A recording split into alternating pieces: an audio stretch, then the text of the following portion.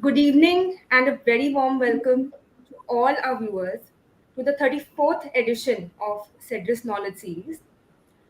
This Cedrus Knowledge Series was started amidst the lockdown with an objective of calling one speaker each month, speaking on a variety of topics ranging not just finance and the overall economy, but also health and personal well being. We'll now play a short video of Cedrus Wealth Partners.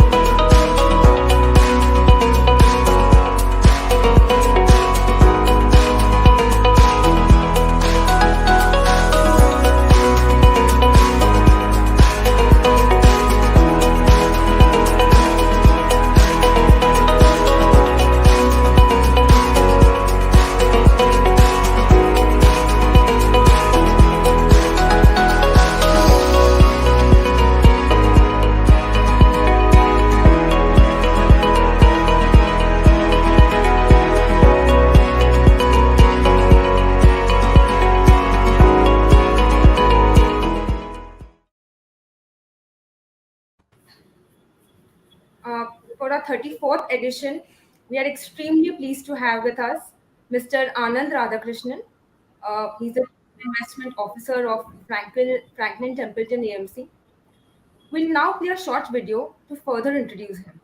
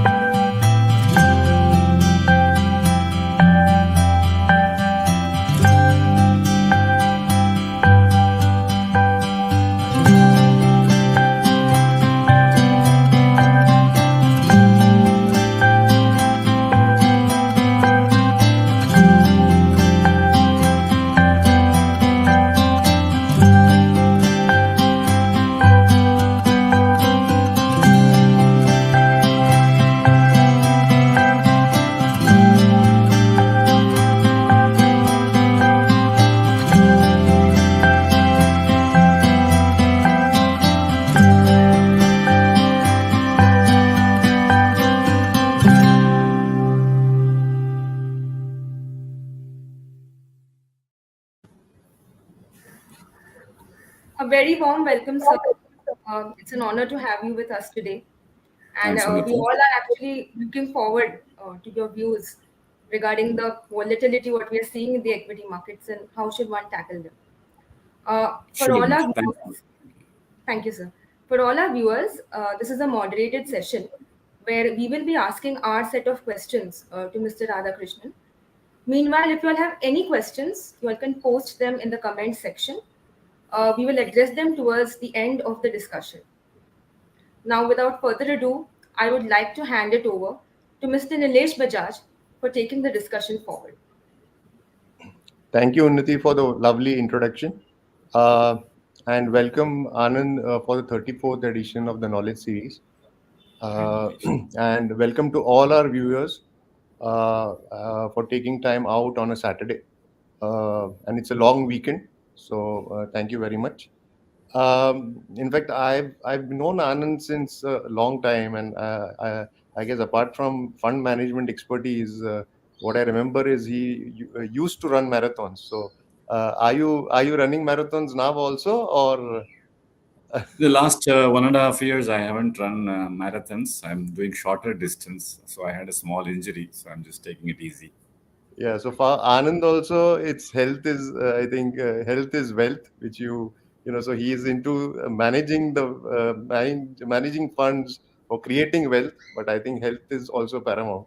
So, today's topic for all our viewers, it's and Anand specifically, we we were getting a lot of queries from a lot of investors, and it's a typical approach where investors typically try to chase returns, and with small caps and mid caps, the returns have been phenomenal.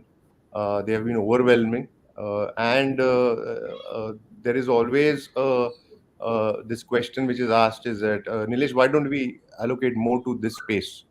Definitely, it's a great space to be in, but you need to be well allocated between the different capitalizations. So that brings to the topic of why embracing volatility in equities can lead to long-term wealth creation, and how volatility and wealth creation are actually the two sides of the same coin. So if you can embrace volatility, I think in the long term, wealth creation is something which is bound to happen.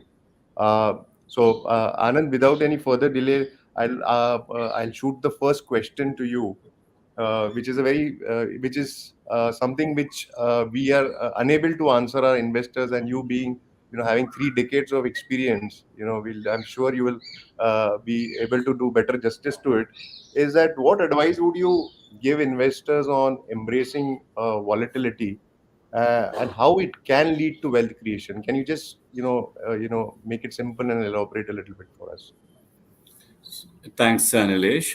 Volatility is a very complex subject, and I will try to make it try to make it simple. The scientific way to explain it is fairly straightforward. The more frequently you observe a variable, the more volatile it will look to you. The less frequently you observe a variable, the less volatile it will look to you. Stock market being the most frequently observed variable, it will be more volatile. For example, if you buy a house, you don't observe the prices of that house post purchase, how it is traded in the market, because typically it is not traded. Once you have bought, you are not selling it.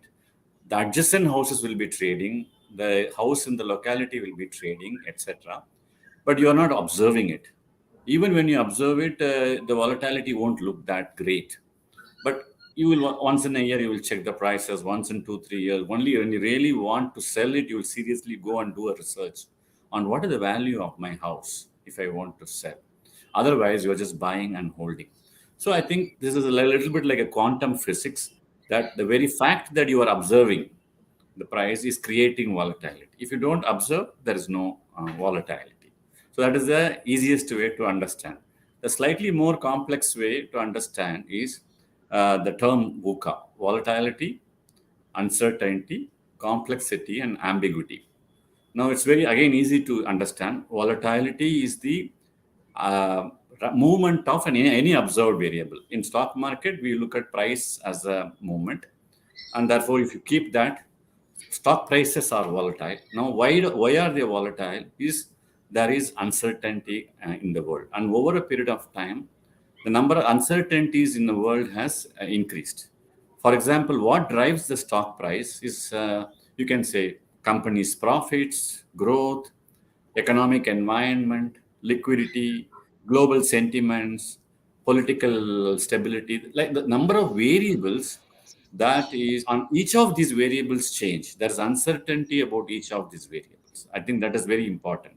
And all these have an impact on the volatility.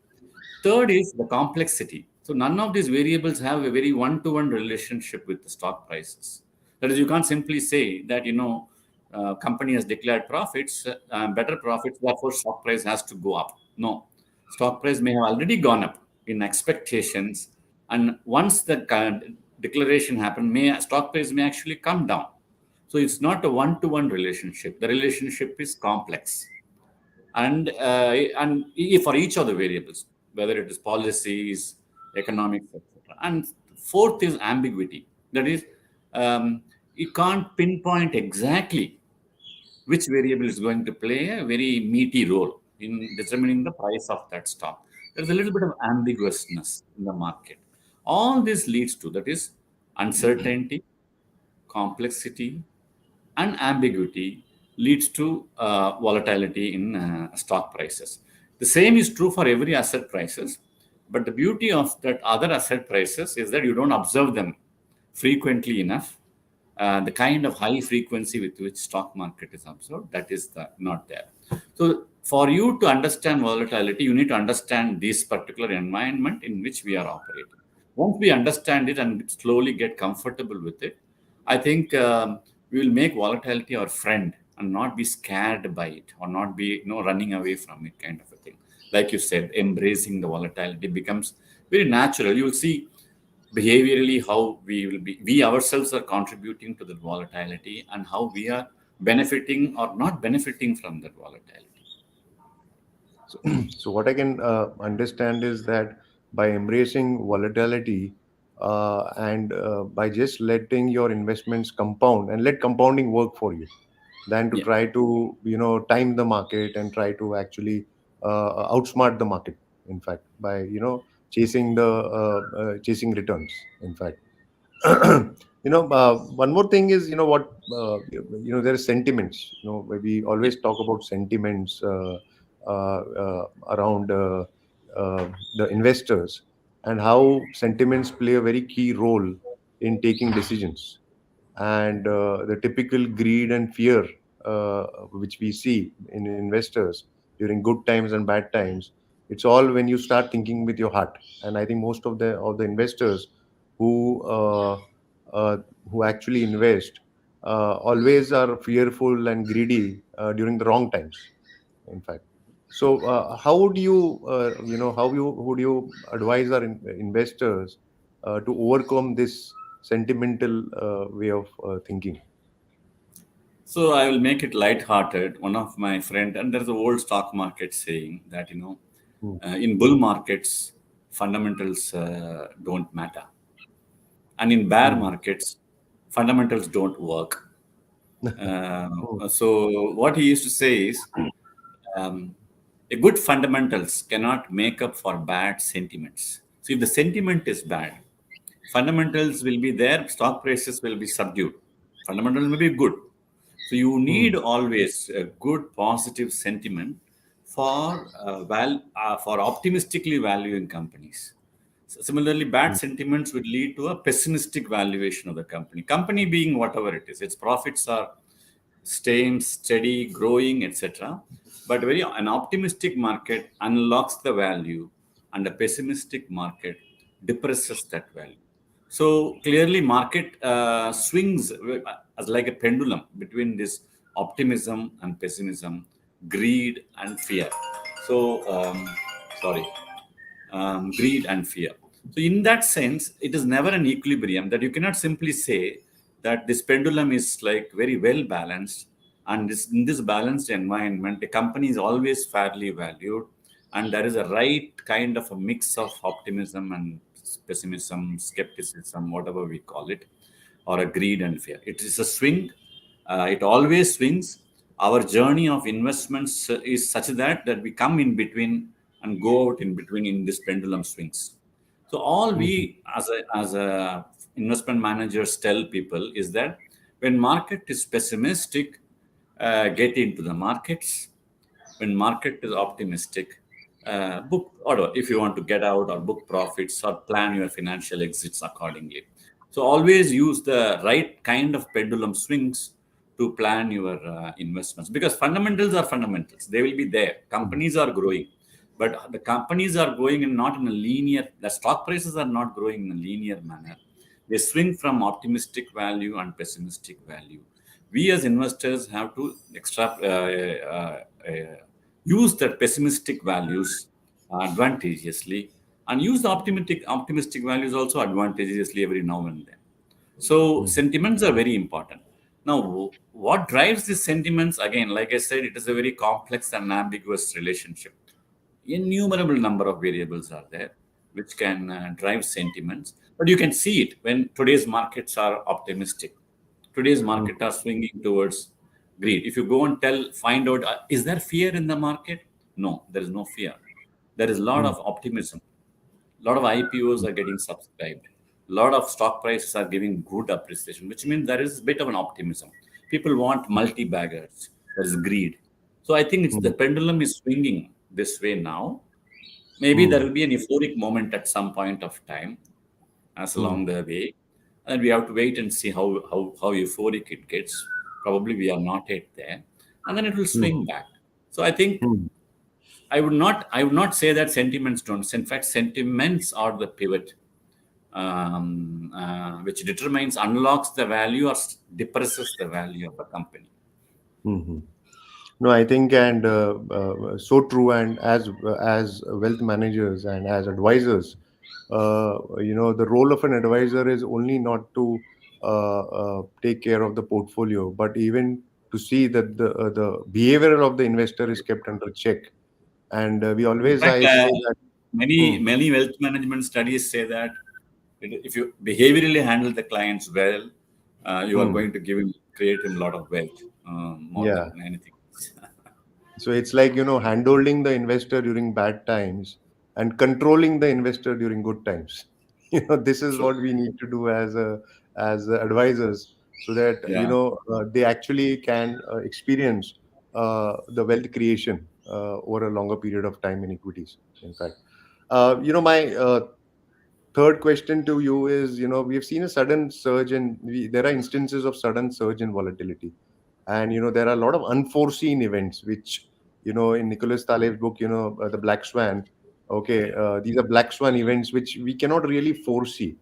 Now, in Yeah. this kind of a scenario, it's very difficult to control an investor. If you've seen a sudden uh, unforeseen event come up, and the markets just tumble, in fact. Yeah. Now, what advice would you give investors? What do you feel that how should investors behave in such kind of a scenario? So Taleb says it very clearly. You cannot escape this fat tail events, the events which are uncertain but have big impact Hmm. on financial outcomes. So technically, it is not possible to escape it. These events will keep happening. A big Hmm. bank failure may happen in the U.S. Huge hedge funds in Russia may blow up. Some emerging market will default on their bonds, Hmm. and things like that will keep happening.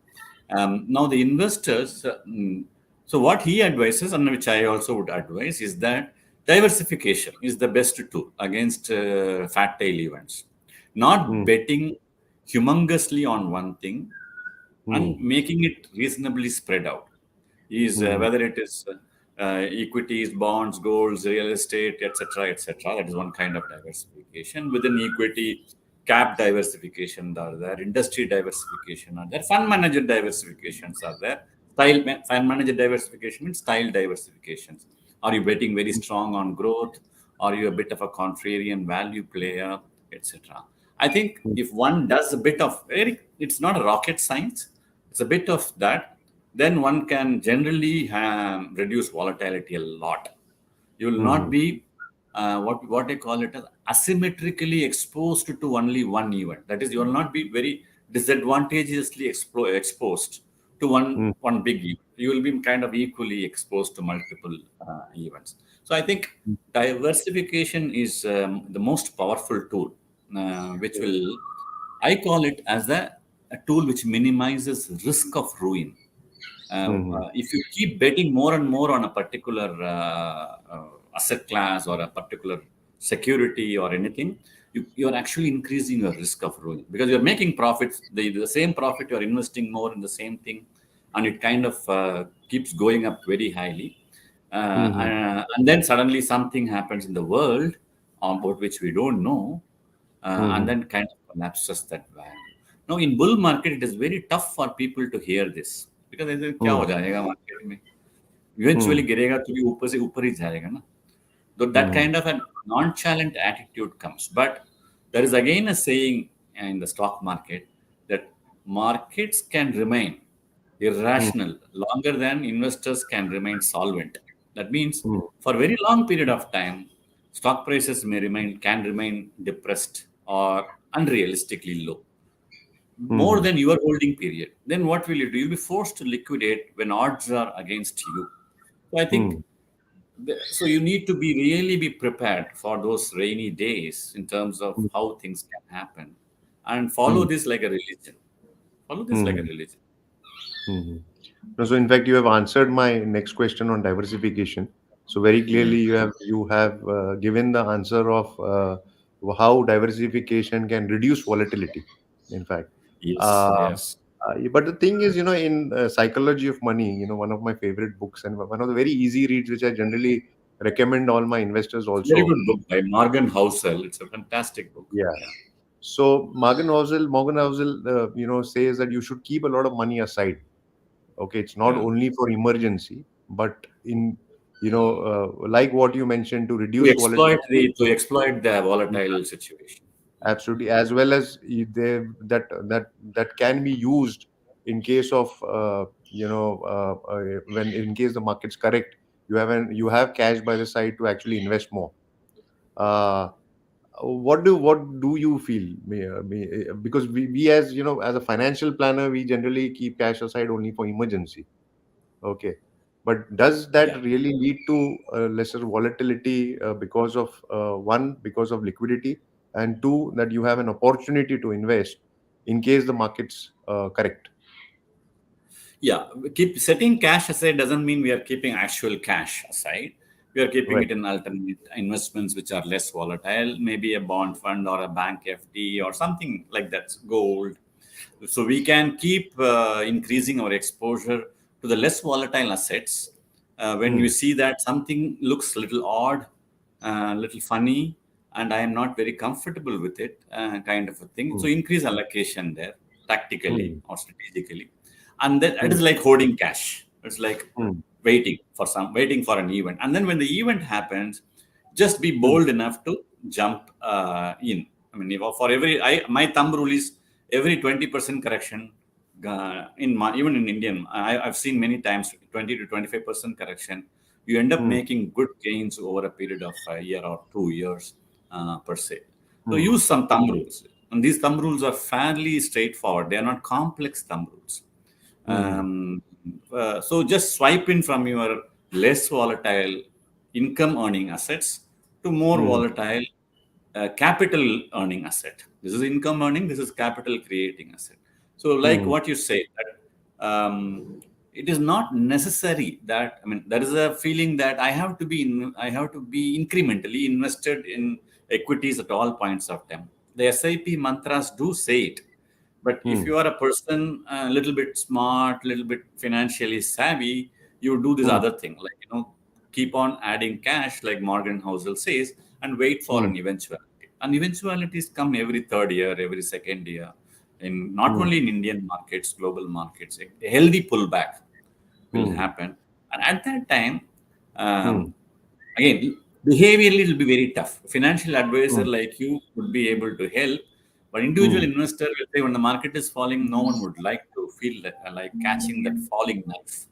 Catching the Hmm. falling knife requires certain guts, certain Hmm. courage.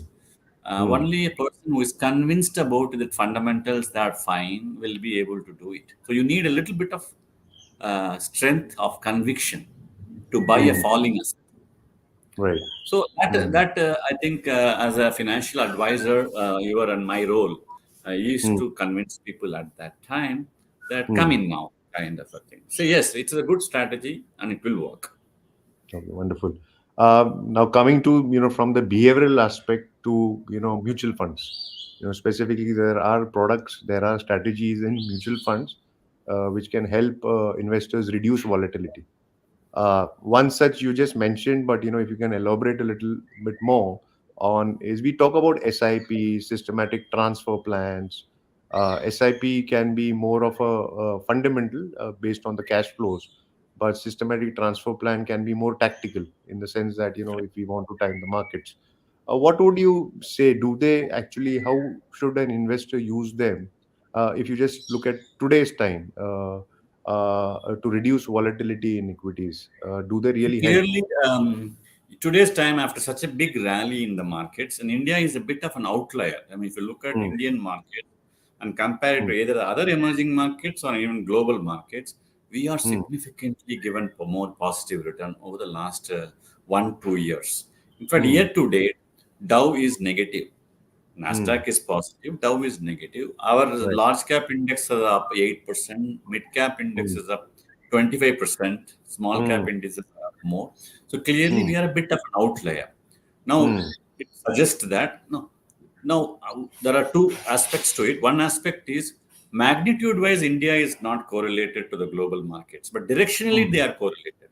It Hmm. requires if the global markets go up, Indian markets go up, global markets come down. But magnitude-wise, India does better. When it goes up more. When it comes down less. Like that because Hmm. of an inherently higher growth in the economy. But having Hmm. said that, there are times where directions Hmm. themselves remain uncorrelated. And I Hmm. think we are in that cusp of that direction now. Therefore, one needs to be very careful. Global Hmm. markets are weak, regional Hmm. markets are weak, and Indian market is uh, going up. Now, how Hmm. do we handle it? Clearly, lump sum I would not recommend at this Hmm. juncture. So Hmm. SIP or STP. So I have you also may be aware, but it's a very simple concept called step up SIP or step up STP. That is, if Hmm. you have, let's say, 1 lakh rupees in to be invested, and you have decided to invest Hmm. over a period of 6 months or 1 year. So you Hmm. can. So normal thing is to divide it into 8,000 Hmm. rupees per month into 12. Whatever, Hmm. 8,500 rupees into 12. You Hmm. can do it. Other is to start at 5,000, Hmm. 5,500, 6,000, 8,000, 9,000, 12,000. It's called stepping up. If we Right. can kind of design a particular plan like that, then what Hmm. happens is you are investing, but you are backloading the investments because you think that if the market comes, as it comes down, Hmm. if it corrects, I'm going to invest more.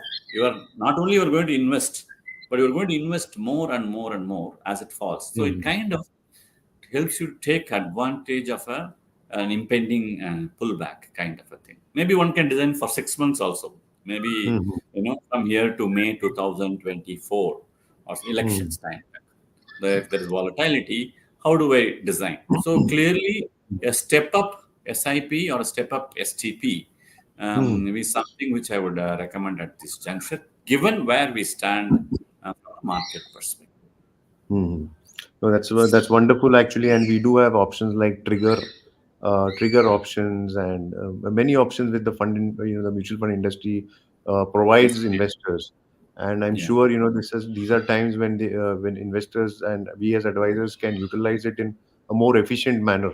In fact, now coming to the markets, I think most of the investors are very positive of markets, but we are at all-time high in equities. And like what you mentioned, that India has been an outlier in the global scheme of things.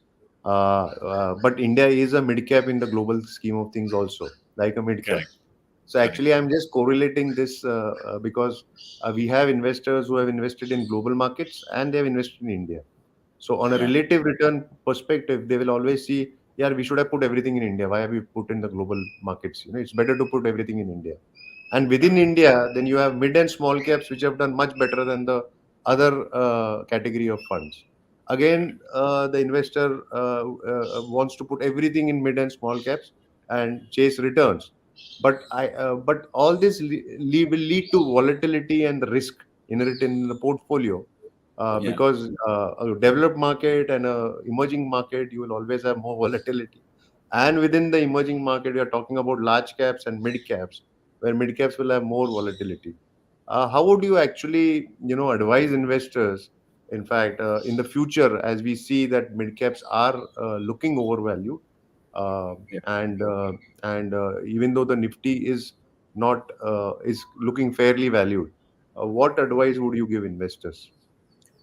No, it is there. I mean, there is a merit to kind of investing in mid and small caps over a longer period of time Hmm. because there are some companies which do really well and become large companies. They start as mid cap or small cap, and therefore the journey is very interesting. And you want Hmm. to participate in those journeys, and that's a very structured way of participating in Hmm. companies that start out small and become big. HDFC Hmm. Bank today, when it started as a small bank, challenging Hmm. SBI, which was a huge bank at that time. Hmm. Similar is Infosys, similar is so many companies, Asian Paints, whatever. So, Hmm. but please remember, for every one company that is growing like that, there are 9 companies which are remaining where they are. Only Hmm. 10% of the companies graduate from small cap to mid cap and mid cap to large cap. Hmm. The Hmm. 90 companies of the 90% of the companies stay.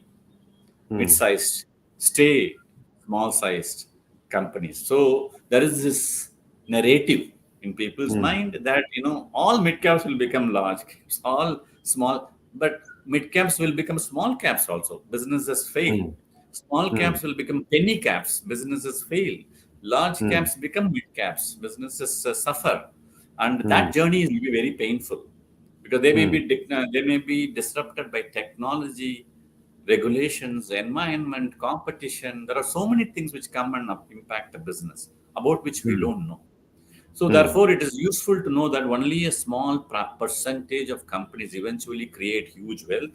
Hmm. Rest pull you back, and Hmm. therefore you need to be little measured. People need to be little measured in their expectations and just not keep extrapolating the most recent past Hmm. per se.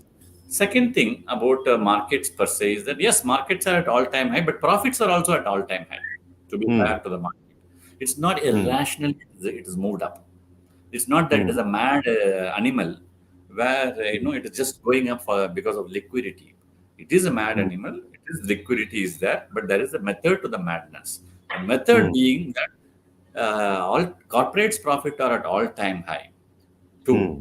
more Hmm. companies are declaring more profits. That means the breadth True. of the market is Hmm. definitely across sectors. We are seeing more and more companies.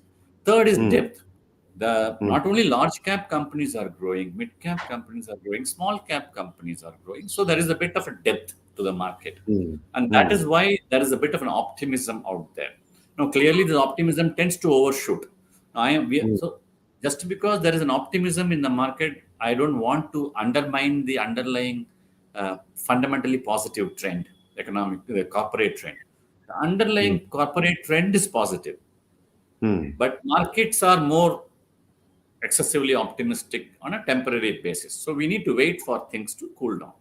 But Hmm. therefore, I would say that have a fundamental eye. The fundamental Hmm. eye is telling you that things are fine. The Hmm. technical eye is telling you, or the liquidity oriented eye is telling you that things are a bit stretched. Hmm.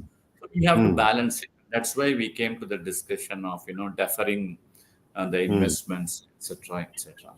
So Hmm. and finally, between the world and India, yeah, obviously we Hmm. have a home market bias, right? We would like every country, people like to invest in their own country. Hmm. And obviously, India is pretty good. It is going through a very good economic and growth over the last 2 decades, 3 decades. There are only Hmm. few markets in the world which has given Hmm. as much return as India. US is one. People True. say Indonesia is another market which has given. Even China has given much, much inferior return Hmm. uh, to India for various Hmm. reasons. It's not a market driven economy, it is extremely Hmm. government controlled, blah, blah, etc. Hmm. India is that way is a little bit on a sweet spot. It is a Hmm. democracy, it is a market driven economy, it is government is not excessively regulative. Entrepreneurs are risk taking, people love to start businesses and grow it, etc. etc. So Hmm. those kind of ecosystem is not unique, is available in US, it's available in some other Western economy. In Hmm. emerging markets, it is very, very tough to come with that combination. China, Hmm. socialistic, Russia, autocratic, Brazil, Hmm. Argentina, Turkey, failed Hmm. economic models. And then we have Hmm. whole lot of other emerging markets which are not doing that greatly at all. In that, Hmm. India is standing out to be a very nice example of right balance of everything. So that is Hmm. giving us that confidence. But having said that, little bit of global diversity. There are very good companies in Taiwan, Hmm. very good companies in Korea, very good companies in Hmm. US and Europe. If you have an Hmm. opportunity to participate in them, please Hmm. do. Country Hmm. diversification, currency diversification. India has, Hmm. see, all said and done, Indian currency has depreciated a lot over the Hmm. last 20 years. What protects you from True. that devaluation of rupee is that if you Hmm. have an asset denominated in dollars or euro or whatever, yen or whatever it is. So a little bit of Hmm. that we should keep in mind. So Hmm. everything is good. Everything is true. All the axioms are good, but nevertheless, we still should not be excessively biased. True. Yeah, but like you, what you mentioned, it's very true that instead of just chasing returns, you Yeah. diversify globally and you diversify within asset classes and within market capitalizations. In fact. But are you seeing with now oil at 90 and with interest rates being sticky and the expected election next year, Risks are increasing. the volatility will increase? Yes, it will increase. Oil, we are going into winter, and we Hmm. are walking into a Western world winter, Northern Hmm. Hemisphere winter, Northern Hemisphere severe winter, and that Hmm. generally leads to higher oil and gas consumption. And Hmm. markets are tight. Hmm. US has drawn down the strategic petroleum reserves Hmm. to kind of support the bring down the oil price. So the SPR is strategic petroleum reserve is also low. Hmm. Production is tight. Demand is reasonably stable and growing. So Hmm. oil can be a spook in Hmm. the near term, and that is one. Interest rate Hmm. will be a spook because Hmm. interest rate comes with a lag. You first is the rates go up, but its Hmm. impact on the economy comes with a 12-month lag, Hmm. 18-month lag. So Hmm. real pain is inflicted with the lag. Hmm. So yeah, what the US is now 10-year is at all-time high. All-time high Hmm. means 25-year high. 30-year Hmm. is a 20-year high. So all these are going to. There's already lots of news reports about many stress variables within US. Commercial Hmm. real estate, actual real estate, income growth, inflation, rising EMIs, Hmm. rising defaults on consumer loans, etc. Slowly, we are seeing. If some Hmm. of these variables become a little unmanageable, there will be panic. Hmm. So we need to be aware of that. So both oil is and India is very exposed to oil risk. Hmm. That is very important. That True. is we True. should not undermine that. Second is India is also vulnerable to high interest rates, global high Hmm. interest rate risk, because Hmm. our exports will slow down and various our current account deficit will widen, our Hmm. currency will start to weaken, etc. So we need to be really, and we are in that very tricky zone where Hmm. global variables are turning from amber to red Hmm. Hmm. gradually, orange to Right. red. And Hmm. therefore, you need to be a little bit on the careful feet. So citing the cautious recommendation which you have recommended for over a period of 6 months, you can say till the elections, you can say till May. Uh, Yes. what advice would you give investors who have funds? Uh, uh, Two types of investors: one who are sitting on huge gains, someone who invested in March 2020, okay, and sitting in on an almost he's made more than double. Okay, even if he'd have gone and bought the index, he's doubled his money. Yeah, Okay. yeah. And if he's been small and mid cap, he's actually quadrupled his money. He's actually made 200% return. In fact, not quadrupled, 200% return. And Yeah. then you have investors, and there, this is what we are facing actually. Investors, new investors who want to invest. They have sold real estate, or they have got us, some bonuses, and they want to invest. So, what advice would you tell investors on two things? One is how to invest. You have told that better to stagger the money over a period of time, but what type of funds should an investor be if he's looking at an horizon, a long-term horizon of maybe 7 to 10 years? So first of all, if you have invested during very bad time, you're sitting on huge profit, congratulate yourself. You've done well for yourself, and your advisor has helped you, and be Hmm. happy about it.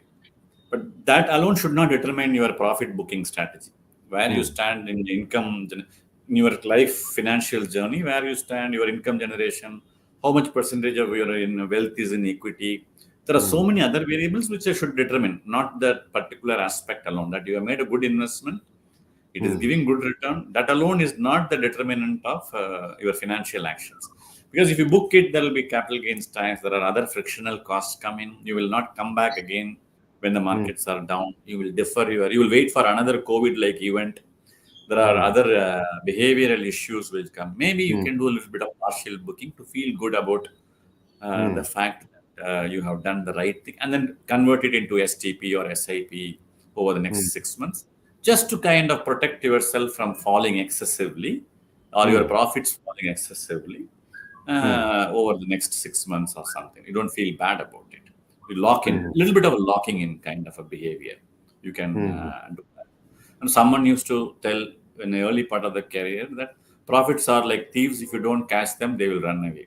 But I don't subscribe to it. But Uh, sometimes I keep remembering it. No, uh, you got to catch it a little bit, just for your own satisfaction, that you are hmm. catching it, and then you let it go. You let it go, saying Hmm. that I'm again investing in that asset class kind of a thing. Hmm. Second is, I think, uh, other than SIP, STP, there are certain low volatility way of investing in the market. For example, Hmm. in the recent times, the value funds are one of the best ways to do it. One particular value strategy is the dividend yield strategy, Hmm. where you identify good companies, dividend-paying companies, 4 to 4.5% yield they give, and three Hmm. to five, 5 to 6% of growth. They are Hmm. not growing at 15-20% growth companies. They are growing at Hmm. 5 to 6% growth companies. Hmm. If you kind of can create a portfolio of good ideas, or you can invest in a portfolio, they'll be typically less volatile, and they will have during downward trends they will protect your value, because if a stock is trading at already 5% dividend yield, it won't go to 7% dividend yield or 8% dividend yield kind of a thing. That means the stock price won't fall. So you can use that kind of a strategies for the current market conditions to Hmm. kind of, and other strategies, your balanced advantage fund categories, where funds increase equity as the valuations fall down and decrease equity as valuations go up. We all follow it like religiously, that particular process. I would Hmm. recommend you identify a few balanced advantage funds, and Hmm. then kind of focus on that, and you leave it to the fund manager to increase the allocation to equity as the markets go down. And we are fairly yeah, what is it called, mechanical or a less emotional way of allocating to equity based on valuations, etc. So these two Hmm. categories I would recommend. Absolutely. So definitely, one you have answered the question which I was going to ask you. That there are inherent investors who are very risk averse.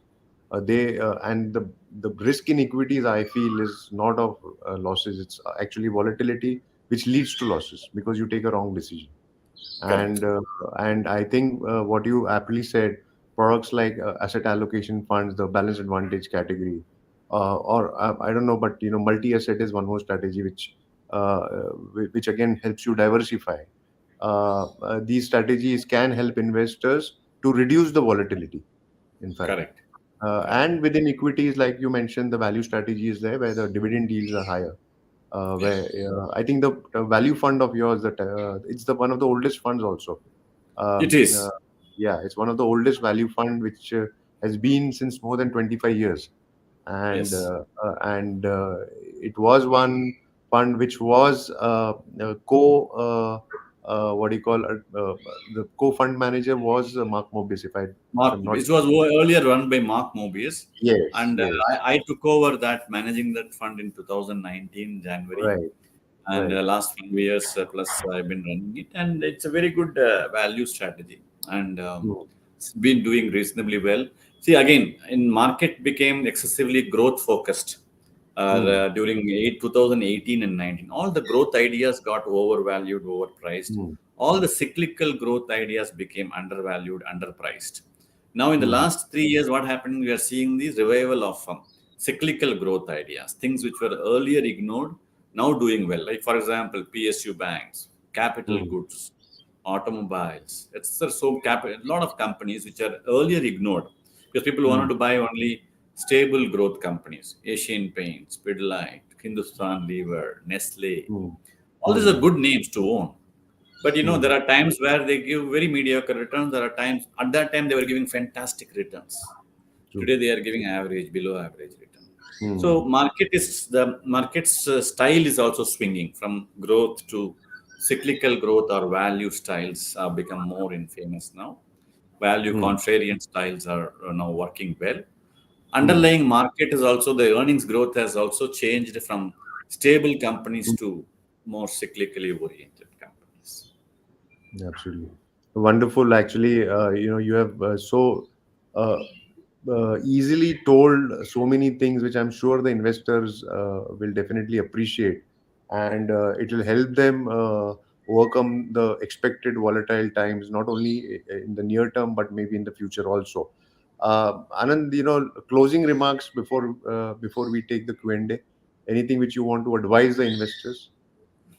So I think the various investors are at various points of journey in their own financial journey. Some are seasoned, 15 years, 20 years plus investors sitting on reasonable wealth. Some are starting out fresh and are building their wealth, etc., etc. But one thing is common. I would say it is like zero budgeting day. If you look today and say that today is a day from which I am going to begin investing, how would I do it? Is the best way to look at future, not be too much burdened by what happened over the last 5, 10. Burden means positively burdened or negatively burdened, whichever way. So I call it like till now, whatever money you have made is not your wealth, it is the capital. Again, you have the mind mentality to convert your wealth into capital and to put it to Mhm. work and then make it for wealth again. If we Mhm. think that our wealth is not, it's a continuing journey of capital and that capital will keep creating wealth, we will never be, will not be, will be creatively dissatisfied with what we have, and we Mhm. will have that positive framework of mind to make it grow bigger. So I Mhm. always say that what I have is God's grace, market's grace, etc. But I'm not going Mhm. to be calling it in now. I'm going to make this work harder for Mhm. me and for my kids and for people around me. And I think that is the Mhm. best way to uh, to have this financial journey without being excessively personalized, egoistic kind of a journey. It is that like, a very altruistic intention of making my capital sweat and work Mhm. for myself and for people around me. I think if we have that attitude, I think we will do well.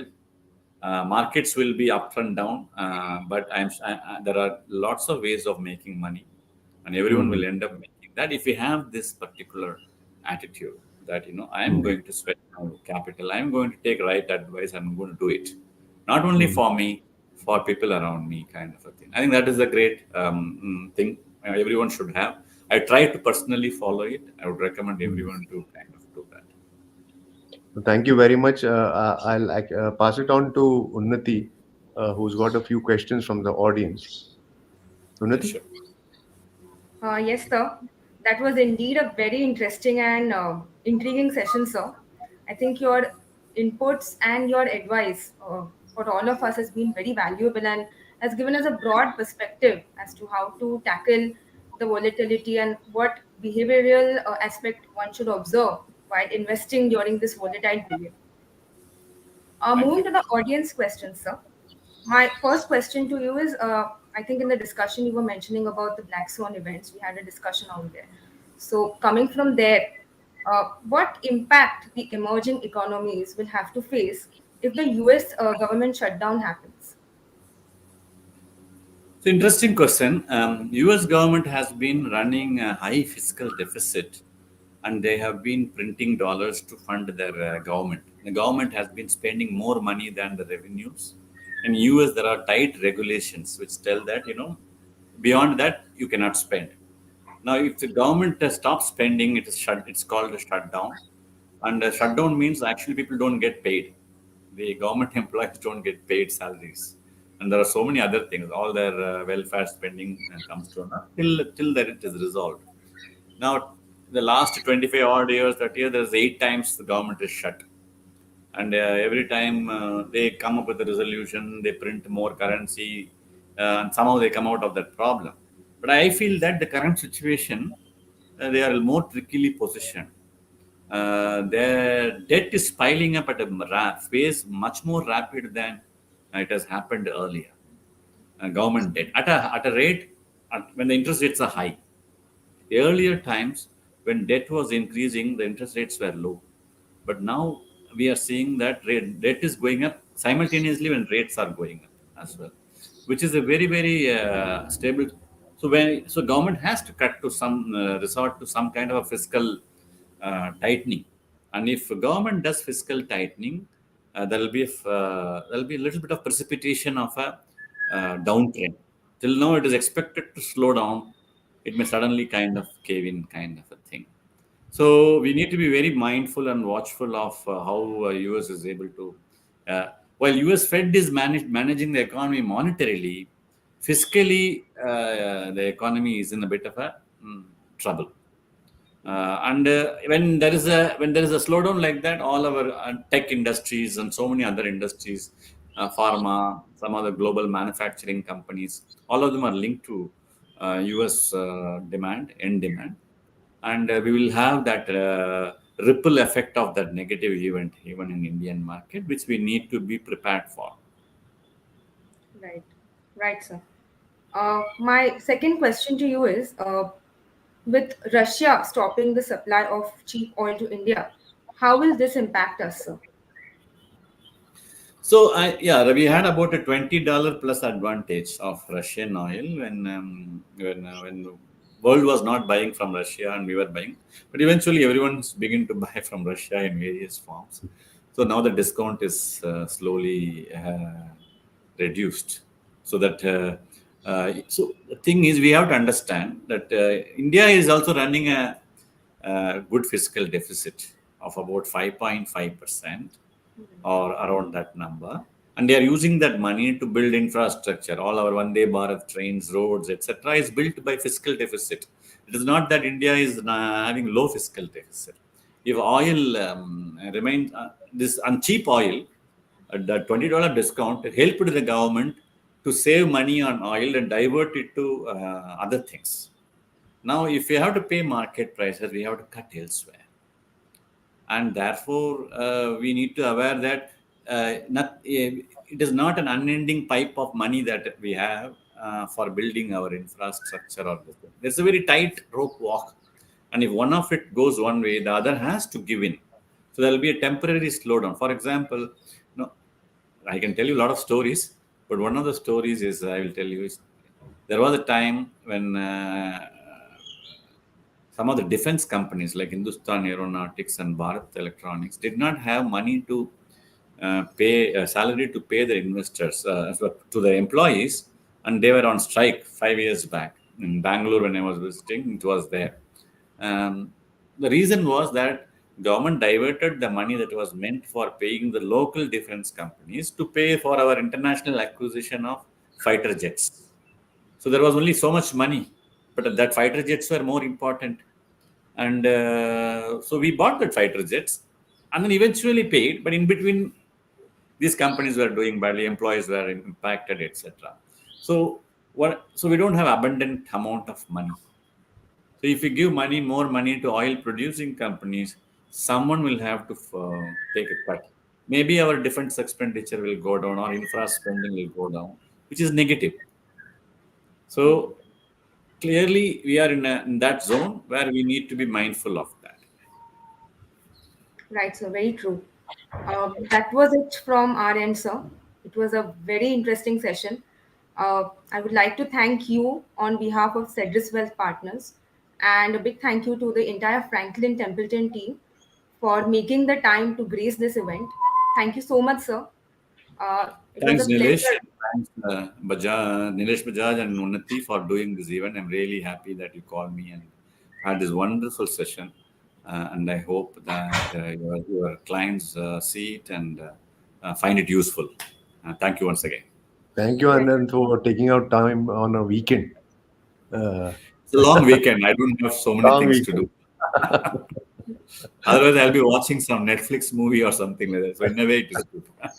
No, thank you very much, Anand. And hope to see you soon when you're in Pune. Sure. Yeah. Sure. Thank you. Okay. Thank you And very much. thank you to all our viewers also for tuning in on a weekend and making this event a success. We'll return next month with a new speaker. Until then, stay tuned and thank you once again all. Thank you.